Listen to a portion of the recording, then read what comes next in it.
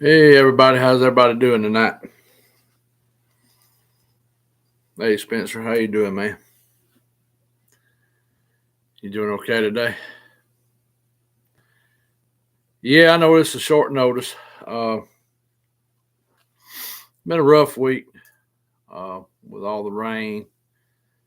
Um, Rebecca's been tired a good bit, and with all the technical difficulties we've been having with the cat phone. So don't know if the phone is just malfunctioning or if something's causing it. Over the last 2 weeks, I have tried to film on the hunting club with that phone and even be double checking to make sure it's videoing, and it is, and then get in the truck, come home, and it's gone. So, really don't know what's going on there. And then the other day, it stopped filming on me and said, what did it say, Rebecca? Didn't have enough storage.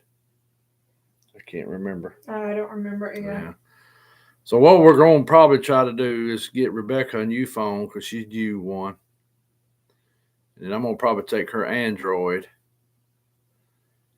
and start filming with it because I'm gonna tell you, the phones are a lot easier in the woods to handle than toting one of them old big, video cameras and it's just a lot easier to handle a phone because you can slip it down in your pocket and then trying to tote all that other stuff around. Me and her played around with the idea of a GoPro a few times, uh, but they're pretty expensive. And all their accessories with them too, where your cell phone pretty much has all that already built into it. So something. So that's one reason I decided not to do a regular video today. Just I've got partial videos. They wouldn't really make no sense. Uh, I mean, we may have could have pieced it together, and but that's one reason we're doing a live tonight. And I don't know if me and her's trying to two lives in 1 week's gonna mess us up. So if any of y'all got an answer on that, let me know. We may not make no difference. I don't know. Um, just give me your thoughts on that. Um, Appreciate everybody that um, came and watched last night with Chris and his show with the KGRA. I appreciate y'all coming in, listening to that, and supporting him and supporting me. And that's why I want this. It's what we need to do in this community is support each other all we can. I know all of us get busy at times. We can't be there for everything. I understand that. But when we can support each other, uh, we make this community grow into something that we'll all feel good with, and um, you know, just and be able to interchange ideas, what's going on, and I know a lot of people are more into Bigfoot. Some people's more into paranormal. Some people's more just in all the cryptids or inhumanoids or pretty much what I call just beings. I don't know what. None of us really know what the things are, but we do know that a lot of them, or all of this, we think is connected in some form or fashion. How? I don't know. I don't have that answer. And hey, Misty, how you doing? Hey, Janelle. Hey, Mr. Keith, how you tonight? Glad to see you on. Uh, Glad to see everybody here tonight. So, uh, yeah, every now and then I'm gonna have to put the glasses on to read, but anyway, like I said, we decided to just do it live tonight. Um, uh, Misty, I have thought some on your questions. Still don't have your answer on that yet. I've thought about some of the other things that were brought up other night. So next few days, I'm going to be thinking on that. And I may talk with some people about that. Just get their ideas on it. And but two things I'm gonna go ahead and tell you about tonight. I thought about telling you about since we're in the last week of Alabama's deer hunting season. In fact, next Friday, the 10th, it goes out. Then we have a little break from February 10th to March 25th when spring turkey season comes in. So I should be able to get on the club, have more room to move around without disrupting somebody hunting. There might be a squirrel hunter up there or something like that, but you don't usually disrupt squirrel hunters too much. But of course, there'll be some guys start coming in scouting out for turkeys, but most of them will come early in the mornings to try to roost them, see where they're roost. Or they'll come late in the evenings, try to roost them. And then they come in the mornings, see if they can hear them gobble. The way the weather is, they probably ain't going to gobble much right now. So maybe, because I got two locations I'm finding stuff, and it's tree formations and tree bows, but I want to show you how they're done. And some of them are in a line, and Spencer knows what I'm talking about there. And some of the rest of you may too. Not going to go into full details about that yet, but it's kind of strange because I want to get some more filming of it, maybe find it somewhere else. That way, have something to back it up with. Two, with the pressure getting off the club for a little while, the boogers may get back a little more active because a lot of them guys will probably come up next Saturday, get their feeders out and get their game cameras out. Probably in that week or two time span, a lot of them will get their stuff out. That'll let the boogers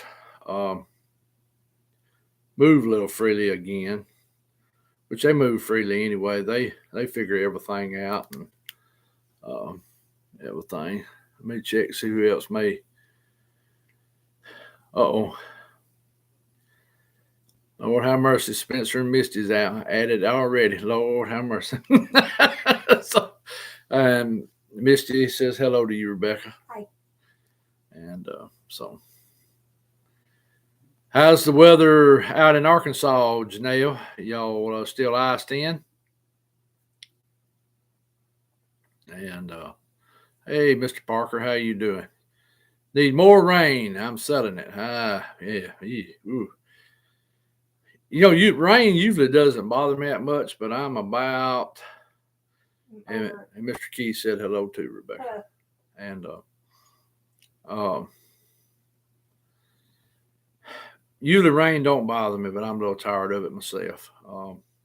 Spencer said hello to Rebecca. Spencer said hello to.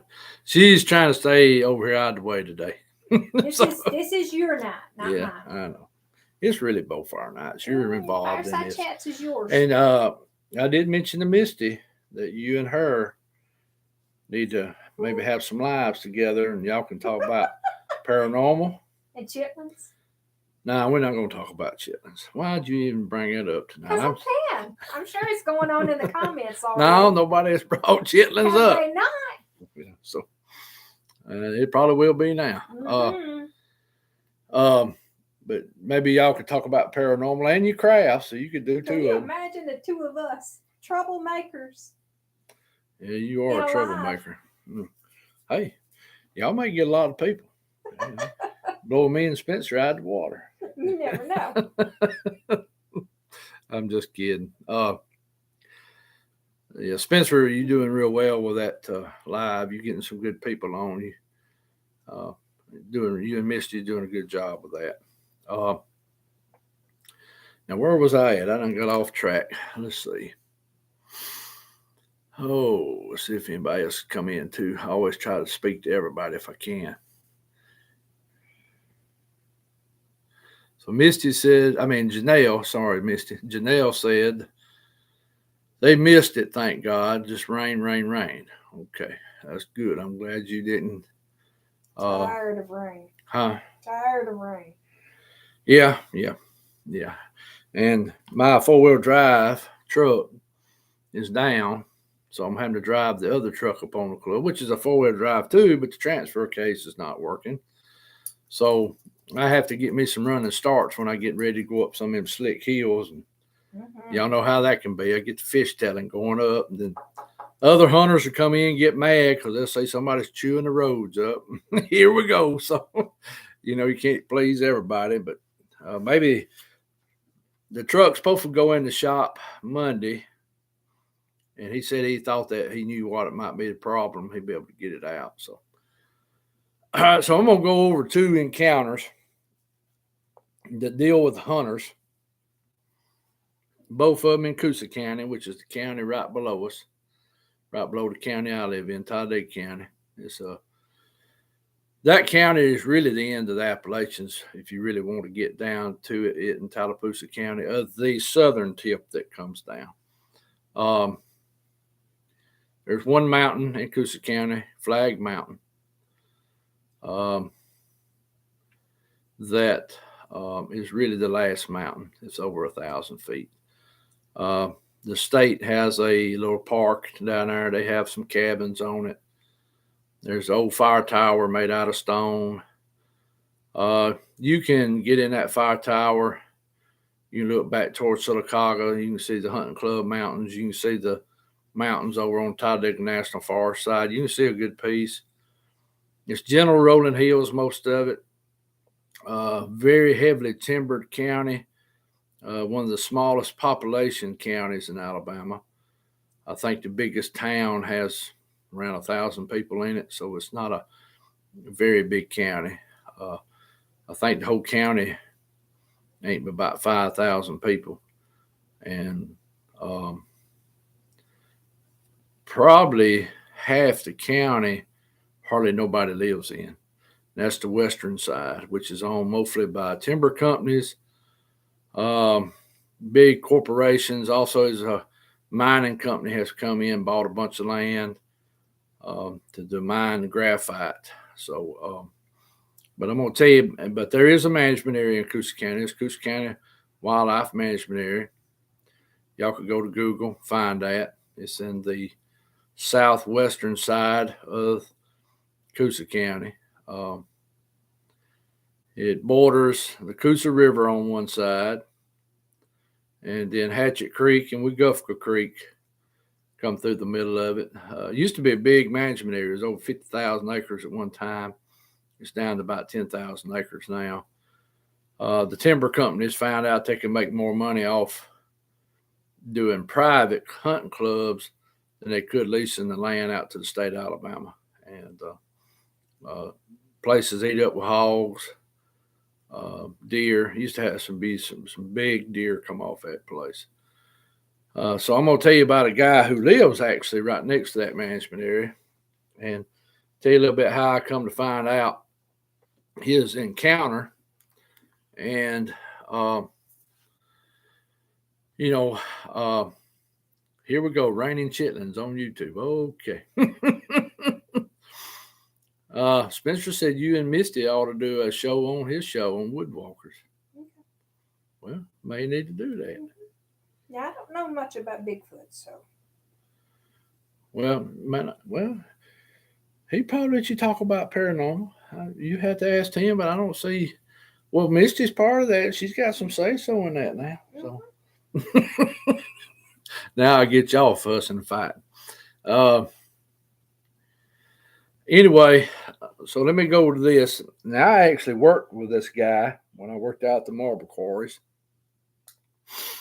And this is right before I had my sighting. And me and him used to talk a good bit. And he's a big hunter. He he hunted real regular. This guy killed probably 15, 20 deer a year.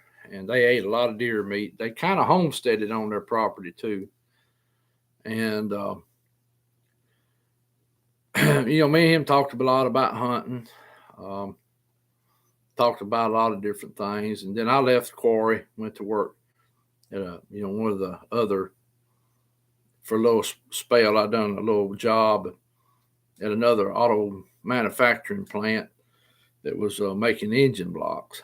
In other words, a souped up foundry. Let's put it that way. Worked there for a little bit before I went on to my other job. But I had probably been researching. So it's probably around 2009, somewhere in that neighborhood. One day my phone rings and it's him. And what I forgot to mention about it too, he's a full-blooded German. He was born in Germany. And he had moved over here with his parents when he was young. So he's very smart, if you know what I'm talking about. They, if you've been around German people that's, born in Germany, they're very smart people. And, they real, I don't know what to say, how to say it. But anyway, he called me. And we were, he asked me how I was doing, how he's doing, talking about the quarry a minute and stuff like that. And he said, I want to talk to you about something that happened to me about 2 weeks ago. And I said, okay. I said, well, what you want to talk about? And he said, well, I understand you're doing Bigfoot research and you're also, investigating. I said, well, yeah. I'm doing a little bit. I said, well, you seen one? He said, yeah, I seen one, all right. He said, 10 foot from me.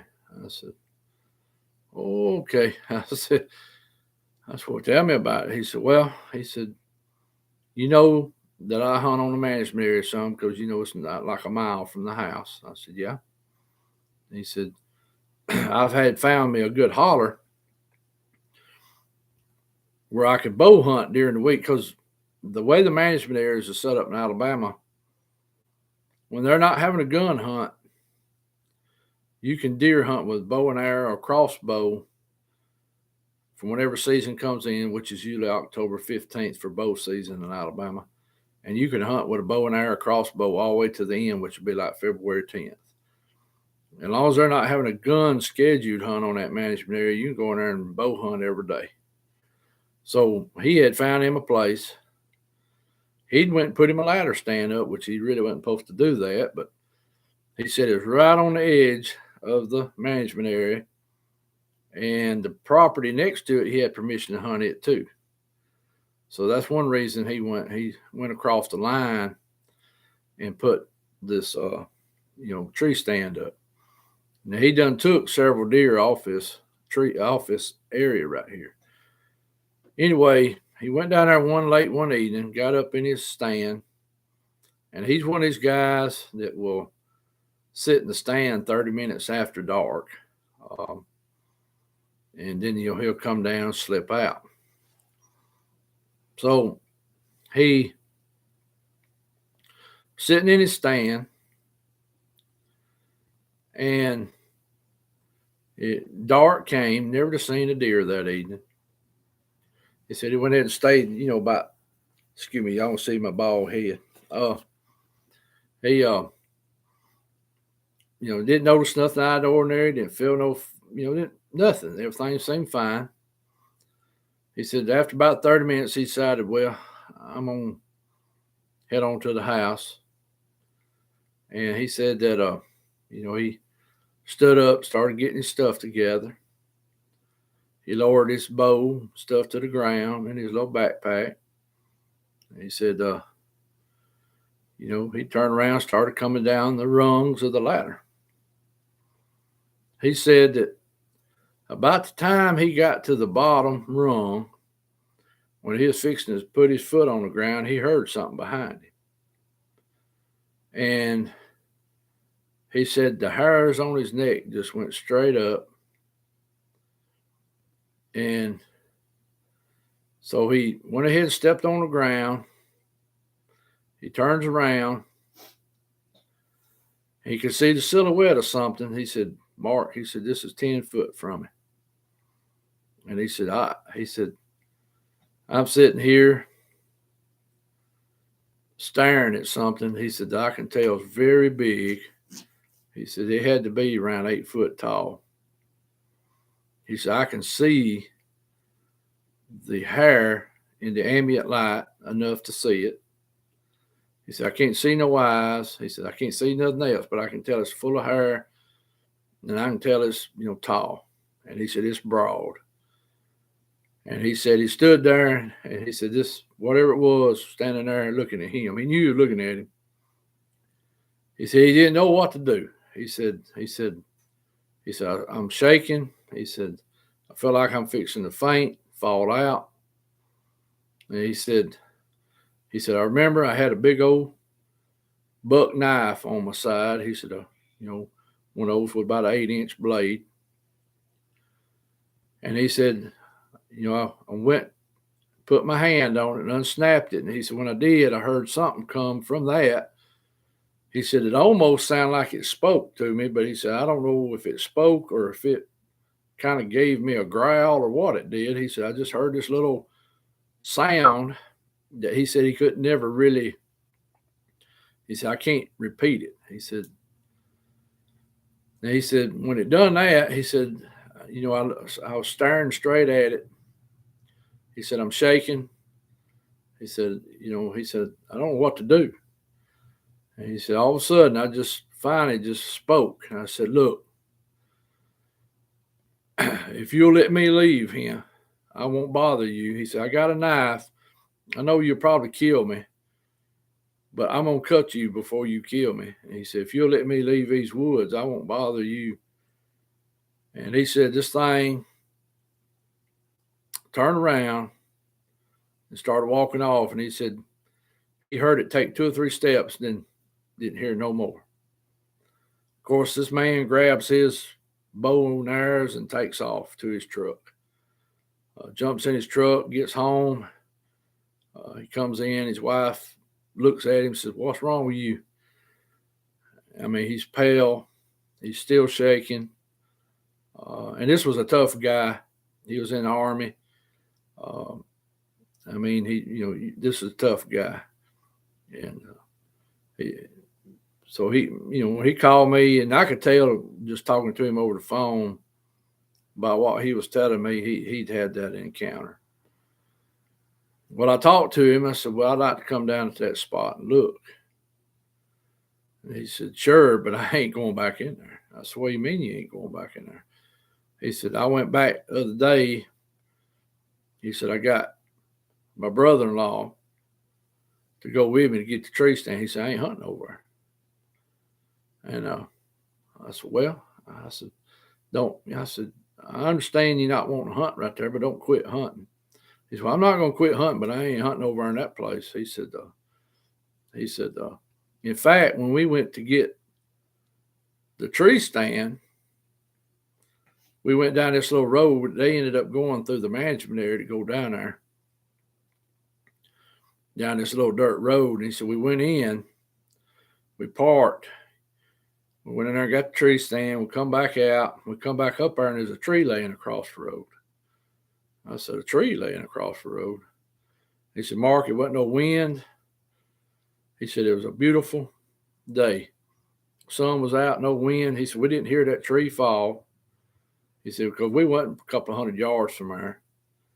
And he said, when we come back, he said, there was this sweet gum. Now, he said it was a dead sweet gum that was about 12 inches diameter. And he said it was laid in the road. He said, we got out and had to fight with it. And he said, we finally got it out of the road enough to get by. And he said, I ain't hunting back over. He said, I ain't going over. He said, I said, well, I don't blame you on that. I said, there's definitely something pulled that tree across that road after you went in there. I said, it probably watched y'all go in there, probably watched you get the tree stand the whole 9 yards. And I said, well, what do you think you saw? He said, I think I saw a Bigfoot. And I said, okay. I said, well, what kind of sound like to me too. And we got on to talking, and he said, "Well, I think they're coming to the house." And I said, he said, at first I thought somebody was stealing my deer. I said, "Well, explain to me what you're talking about there now." So he went in to telling me. Now, he's one of these guys, he likes to hang his deer up 3 or 4 days, let them age, which I've done that in the past too. If the weather stays cool enough, you can do that. And he got a big back porch, and he would hang his deer, out there on that back porch and let them age for a few days. And he said there was one week you had, it was a good cold snap, and it was staying cold all day and all night. So he had killed 4 deer that week, and he had them hanging up, letting them age. And he said he got up one morning, get ready to come to work at the quarry. He had to be there at 6 o'clock in the morning, so he had to leave about 5 down there where he lived. And he walks out the back door because they park their vehicles behind the house. And he said when he come out, he kind of glanced at the deer, but didn't really think nothing about it. Got in his vehicle, went on to work. And he said a little while later, his wife calls him and said, "Did you carry one of the deer with you to work to give to somebody or something?" He said, "No." He said, "Deer were there this morning, or I think they were there." She said, "Well, one of them gone." So that evening he gets home, he decides he better go ahead and, he's thinking somebody may have slipped in there, right after he went to work and got one of them. So he said, "I better go ahead and process these 3 deer and get them put on up." So that evening he works on it all day and gets them put up. Well, over the next few weeks, he kills a few more deer. And he hangs one up one night on his back porch again, just like he'd been doing. His cool snap, going down in the 30s at night. And he said he's on process it, planned on processing it, the next day. He said about 2 o'clock in the morning, he hears this thud on his back porch. And he said, the thud caught his attention. He gets up out of bed, eases through the house, and he said, gets to the, door going out on the back porch, flips the light on, peeps through the glass before he steps on the porch, and he notices the deer's gone. Of course, he opens up the door and steps out on the porch, and he said he could hear something walking off. He could hear what he thought was bipedal movement. And that's when he asked me, he said, "I think they're coming to the house and they're getting my deer." I said, "Sounds like," I said, "First of all, you live down a dirt road. There's only one other house on that dirt road with you, and you're at the end of the dirt road. So most humans that was going to steal something probably wouldn't come down that dirt road, especially at 2 o'clock in the morning, knowing you live down there, and, to get a deer." I said, and I said, "How far is this from where you were hunting, where you seen this one?" He said, "Where the crow flies a mile." I said, "Oh, yeah." I said, "It's very good." I said, "Did you ever find tracks or anything around your house?" He said, "No." He said, I'm gonna quit hanging the deer there." He said, "I got a buddy that's got a walk-in cooler." He said, "I'm gonna start carrying them up there." And I said, "Well, that's what I'd do." I said, "I would carry them up there." So I did get to go finally down to that spot. It was like a month later when we could kind of get together. And we went down in that holler. I really didn't find no sign, didn't find no tree boughs, didn't find nothing out of the ordinary. We walked the roads looking, and I've been in contact with him since several times. He's never had any more trouble. Of course, he don't hunt that area right there no more. He went and found him a whole new place to hunt. And so I don't know what that booger was up to that day with him. I don't know if he was just checking him out or letting him know, "Hey, I'm here and this is my spot and you probably need to not hunt here no more." I don't know what he is up to. It's just theory and we'll never really know. And I asked him the few times I've called him back, I asked him, I said, have you had any more trouble around the house? He said, hadn't noticed anything. He said, hadn't noticed anything going missing. And of course, with him not hanging a deer on the back porch anymore, probably helped solve some of that problem. He did install motion lights on his house, around the eaves of his house. And I think he even cleared back the woods some around his house and made it a little more open. And so that, I mean, that's an encounter that turned out good. I mean, that probably could have turned ugly. And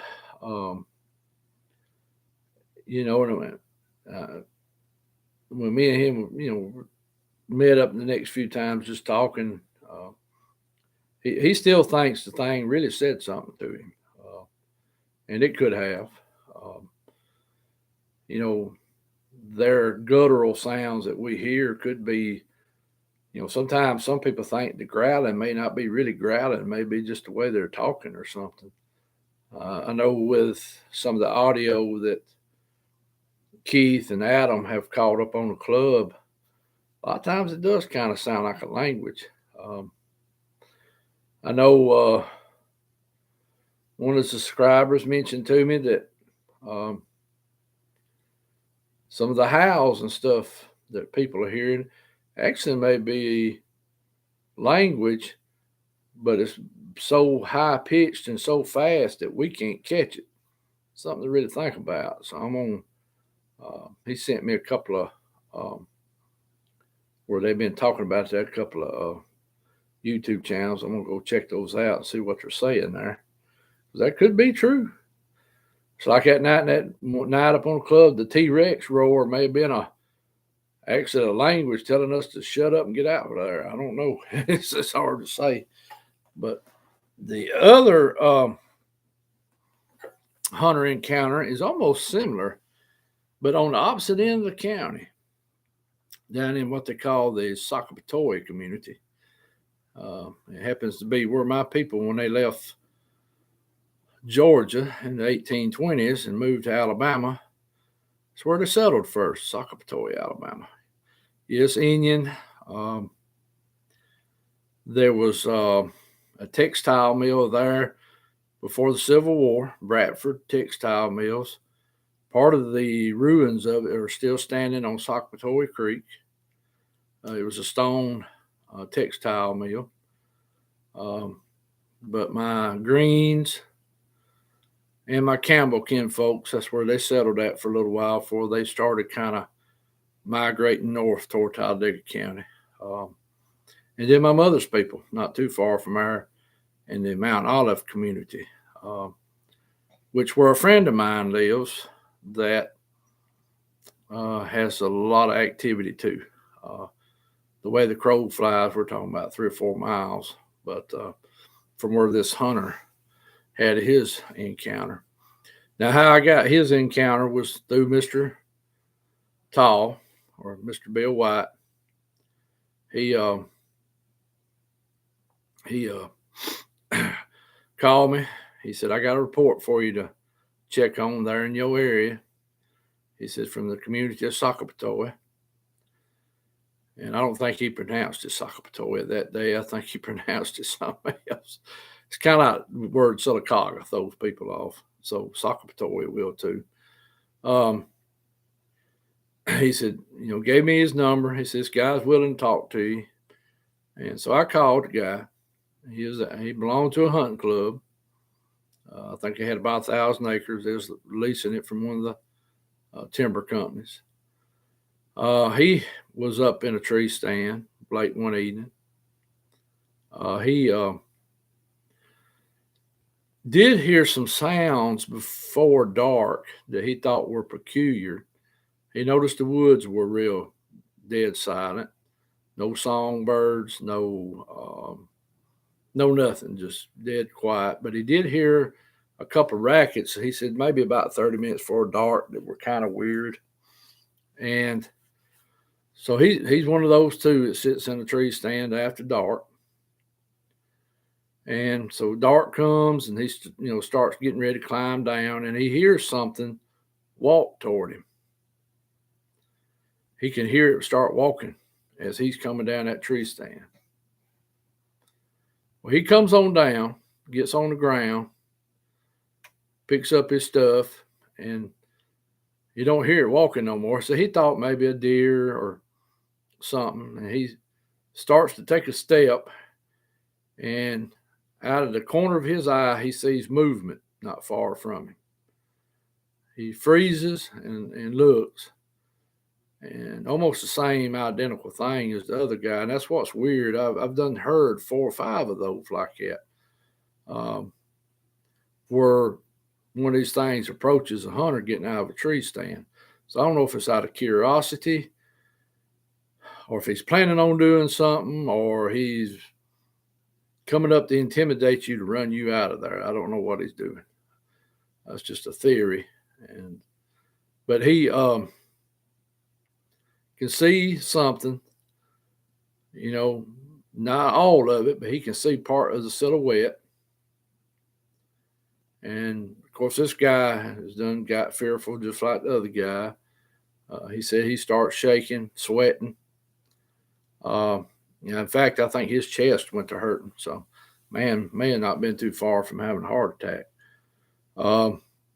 He instinctively raises his rifle at the being, and he says, "I don't know who you are, what you are, but I've got this rifle. I don't want to shoot you, but I will." And he said, whatever it was, just keep standing there. Never made a racket, never said nothing, never moved. And he said, all of a sudden, it just turns around. He can see it turn, and it starts walking off. And he said he listened to it walk off a good piece. He breaks and runs to his truck, comes flying out of there. And then, of course, he done kind of like I did. He went to researching, and he come across, Mr. Mike and website back then. And so, of course, I'm talking to him, and I asked him, is there a way we can go to this property? He says yes.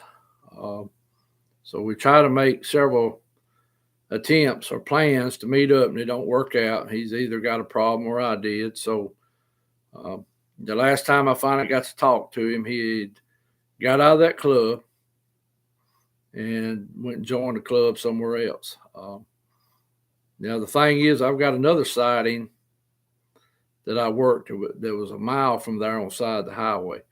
That'd be Alabama State Highway 9 that runs down going toward Montgomery off of 280. I'll tell about that one later, because there's some more sightings from that area. And so there's 2 hunters, opposite ends of the county, both with similar encounters.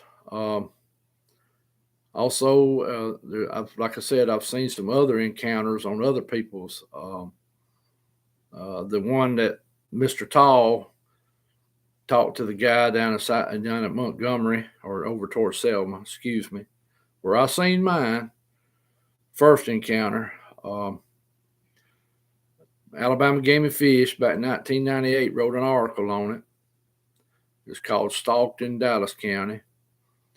And a guy hunting out of a tree stand kind of had a similar thing happen.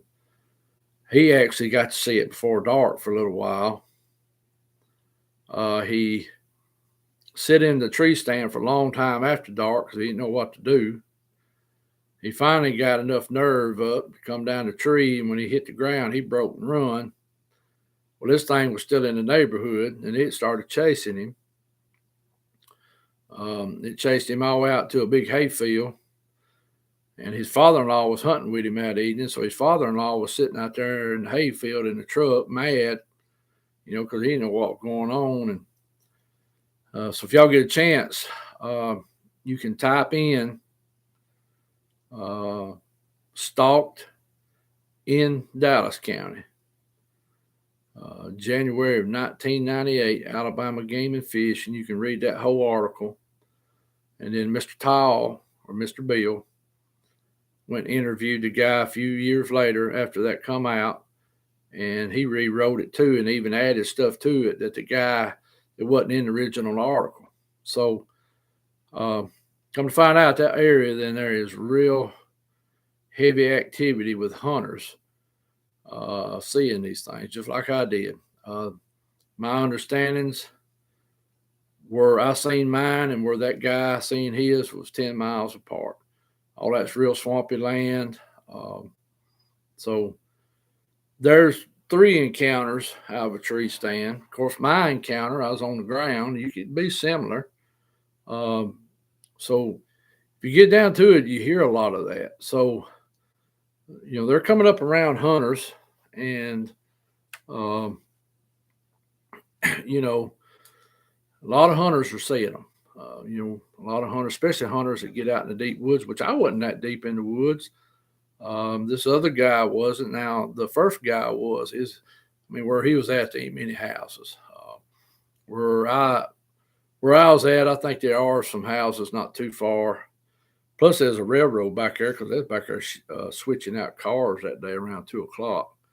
Because I was sure hoping they'd hurry up and get through, because all that banging back there. But so there's 2 encounters opposite end of the county, very similar in nature. One of them was in December. The first one was in December. The next one was in January, like mine. I think it was right at the end of hunting season. I know some turkey hunters have had experiences. I think I told about one of my friends that had an experience turkey hunting. And we'll down the road, we'll talk more about that, because I don't even know how long I've been on here. It don't matter. It's chat day. So there's more people join. I should have been keeping up with y'all a little better on the chat. I'm sorry. So, hey, Flat Rock. Hey, Blue Eyed Northern. Hey, Mr. Brian. Mr. Mark D. Glad to see all y'all coming on. So, yeah, I hadn't been paying the chat that much attention, because if I get to doing both of them, y'all know how I get goofed up. And here we go.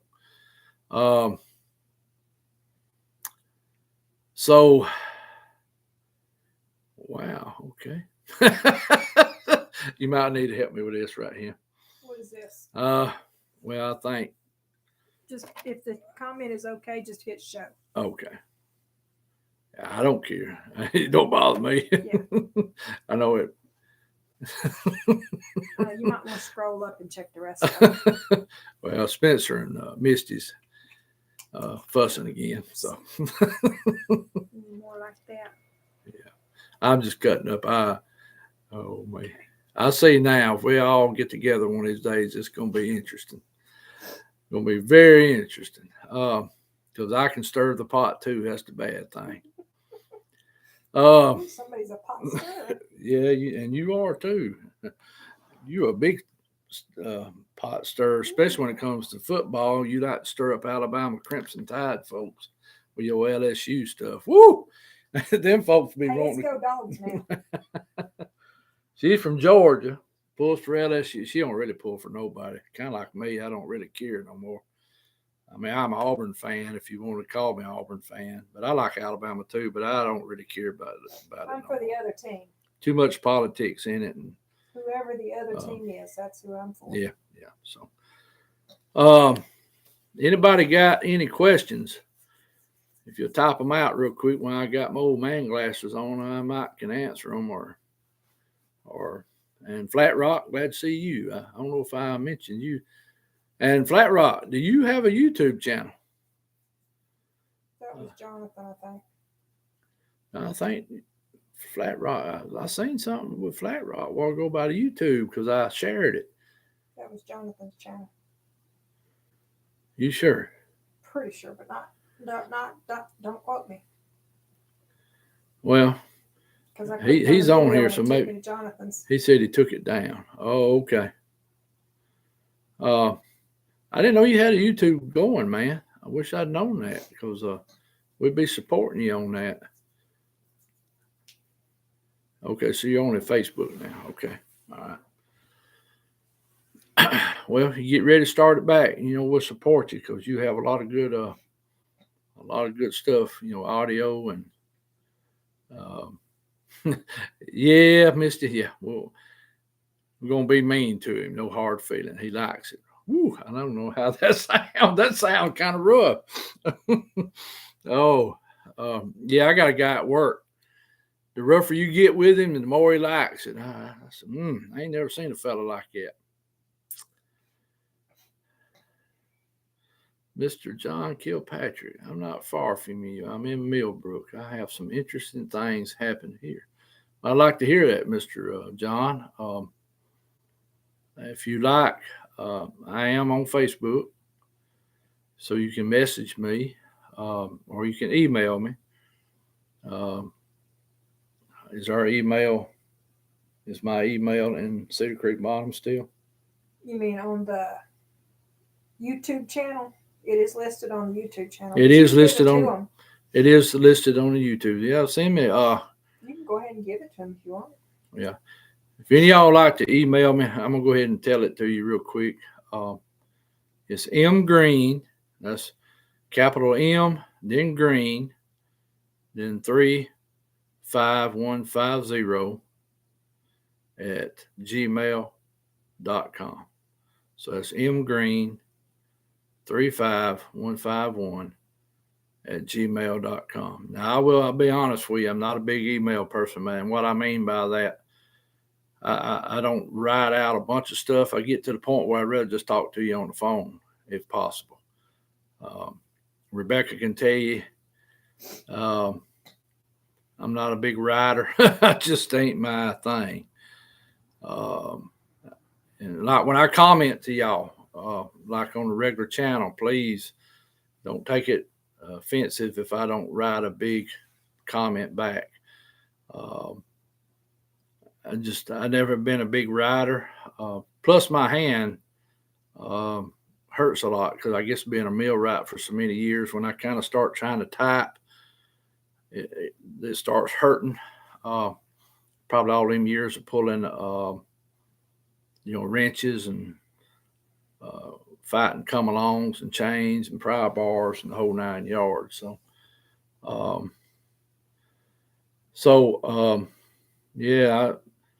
Yeah, Miss, you're right. Ignore the haters, flat rock. Ignore them. Don't pay them no attention, man, because a lot of people don't know what they're talking about. They don't know these things exist, and they still in the delusion of science knows everything. And I need to be careful getting off on that.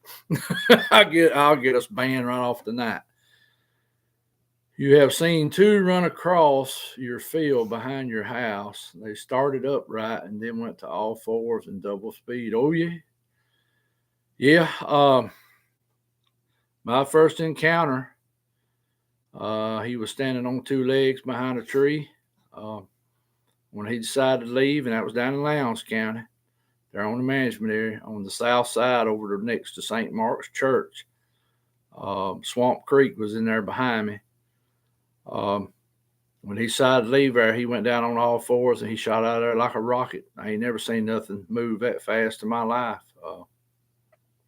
He could move, and yeah, it's beautiful woods. If you like we live up here in Talladega County, so it's kind of mountainous, hilly, swampy, river bottom. We got a little bit of it all. We kind of live in what they call the Coosa Valley, which is part of the big valley that comes out of Georgia, over from around Rome, Georgia. Comes along with the Coosa. And then we have the big mountain chain in between us and the Tallapoosa River, which is the Talladega Mountains, which is Cheehaw, Rebecca, Horn, Pinnacle, Duggar Mountain, and they all go up to the Georgia line. I used to hunt on the river a lot, on the Coosa, but that Alabama River is beautiful down there in them big swamps with cypress and the palmettos and, good change of scenery sometimes from up here, So let's see what else. The two you seen, Mr. Kilpatrick, were they pretty good size, or were they smaller? Or if you want to email me or message me on Facebook, that's fine too. I know I'm like on the chat, it's harder. They went over a fence like liquid. Yeah. They very agile, very agile. All right, Spencer, be careful, brother. Let's see. I don't see nobody else have any questions right now.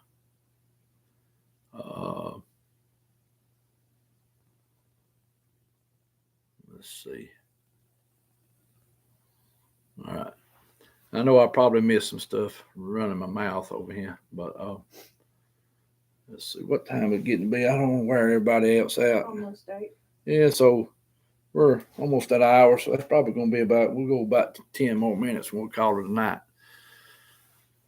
One was huge, about 10 foot tall, on all fours. He was about 4 foot. Yeah, that's probably about right. Yeah, he's a big boy. Got a cousin, don't live too far from you, over on Posey's Crossroads over in Otago County. He raises bird dogs, farms a little bit, and his boy's got a sawmill over there. In fact, he's got a little hunting preserve over there. He used to go hunting down there a good bit, bird hunting, and help him with training bird dogs and stuff. I need to get back into all that stuff. I need to get back in, quit worrying about deer and get back into quail and coon hunting and rabbit hunting with dogs. I like running dogs. Love to hear a sound of a pack of beagles or a good pack or a good set of hounds treeing, or watching a bird dog work quail out in the field. I tell you, you can't beat that. Or a good squirrel dog treeing squirrels. You can't beat it. You can carry people with you. And yes, he did work. He worked at the old Union camp. He was a millwright. Joe, no, I don't raise bob whites. I have in the past. We raised some of the turnix, or some people call the Pharaoh quail. Now, I will say, them are some those will lay some eggs. Boy, they do better than the bob whites, but they dark meat, and I don't care nothing about them. Let's see. Joe Chris. Huh? Was that Joe Chris? No, Joe Parker. Joe, yeah. Yeah, Misty. Lord, I wish I could go with you Monday or Tuesday. I love to run a good pack of. I used to keep beagles. I run deer with them and rabbits. I had two, and plus had coon dogs and birds. I used to have too many hunting dogs, but I used to hunt. I have rabbit hunted in the mornings. Come in, swap the dogs, get bird dogs, bird hunt the dark. Come back in, swap, get coon hounds and coon hound, and coon hunt half the night. Yeah, Joe, quail is some of the best eating. There just hardly ain't enough quail to hunt anymore in these parts. I think between the fire ants and the coyotes, and of course nobody trapping no more, so the coons and fox and everything else.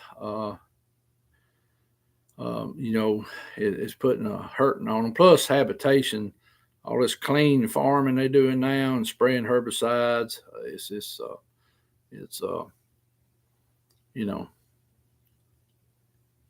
see, you work there and know him very well, and he knows you well. Me and him first cousins. So you talking about Tommy? Yep, Tommy's a good guy. He's not doing too well right now. Been having some issues. So if you get a chance to talk to him, you might want to call him. I need to get down and see him myself. Tommy Edmondson. My cousin Tommy. Mm-hmm. Yeah. So yep. You're right, Misty. Can't ever have too many dogs. If I had what I wanted to have, Rebecca would probably divorce me. So maybe not. Well, you can't say much. You got all them chickens and rabbits out there. That's why I said maybe not. You got 100 chickens and 100 rabbits Ooh, out no, there. I ain't got 100 chickens. I need to have 100 chickens. That reminds me, I need to buy an incubator. Yeah, that's true. So, Was that a yes? we'll think about it. If we get one, we may get a little better one instead of keep I getting got one. somebody want me to hatch them some eggs. Well, I told somebody else I'd hatch them. Oh, it was Doug. I told him we'd hatch him some eggs if he wanted some. Greg's wanting some too. Okay, excuse me. Yeah, Go back to Misty, I'd ignoring like y'all. to maybe come up and go bear hunting. I enjoyed it that time I went in South Carolina. Um, that was fun. I wish Alabama would have a bear season, but our conservation department does not want a hunting season for bear. We do have a few come through. Most of our bear are down toward Mobile and then big in that big Mobile Delta area. That's where most of our bears at. But yes, that was fun. Um, the guy wanted me to. He's gonna let me harvest the bear. I told him, I said, man, I don't really care nothing about shooting him out. I said, that's your bear, that's your tag, you know. And I said, he said, well, I'll let you shoot him, you know. But I said, hey, I had a good time just listening to the dogs burn him up, and you know, then we got out in that big swamp, wading in knee deep water. Whole time I'm looking for a cottonmouth everywhere because you know I know South Carolina probably like Alabama eat up with them things. So okay, Mr. Kilpatrick, yeah, you're not far from him. 8 miles, that's not far. That's not. I've been down in there hunting a good bit. There's some good hunting. There's some good rabbit hunting down in that neck of the woods too. I think Earl used to let some folks come in there rabbit hunting some. His boy's big into duck hunting now. They done got big into duck hunting too. So let's see. All right. All right, I guess we need to get ready to wrap this up because I know everybody's like me. They probably ready to relax a little while, and I'm gonna try to get up and go deer hunting tomorrow a little bit. Uh, I was wanting to go today, but I got off work this morning. I just wore out. And I even told Rebecca, I said, just leave me in the bed till about 1 o'clock. Uh, and then I just kind of got up loafering today. We had a pretty busy night at work last night, in and off and on. Here lately, a lot of our equipment's been really tearing, wearing us out. And so, everybody that we support. Mr. Chris Reinhardt with Discover Sasquatch, Spencer and Misty with Woodwalkers with a Z at the end, Misty's family on Facebook. They're Southern Appalachian Sasquatch Seekers. Mr. Kyle with Encrypted Connections. He's up there in Connecticut, not far from Chris. Of course, Night Callers for Lauren out there in Oklahoma.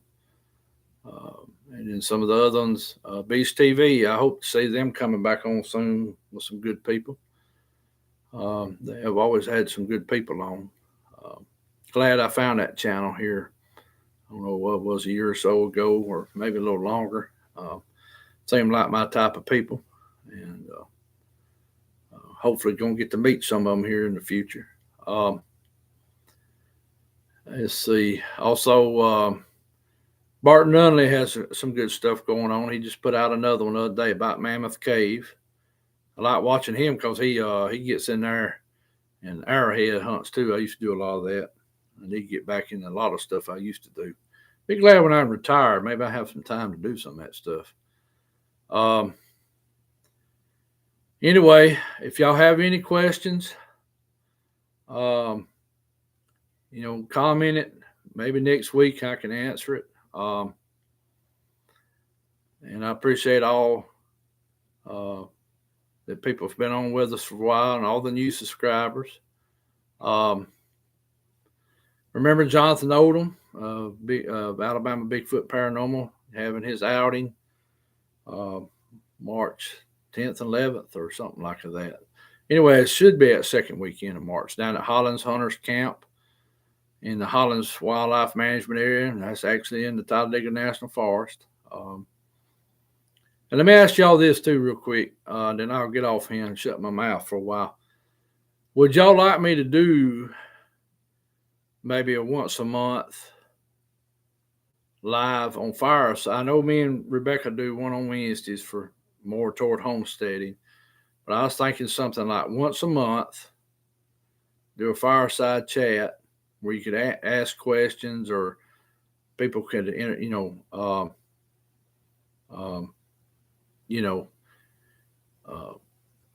talk.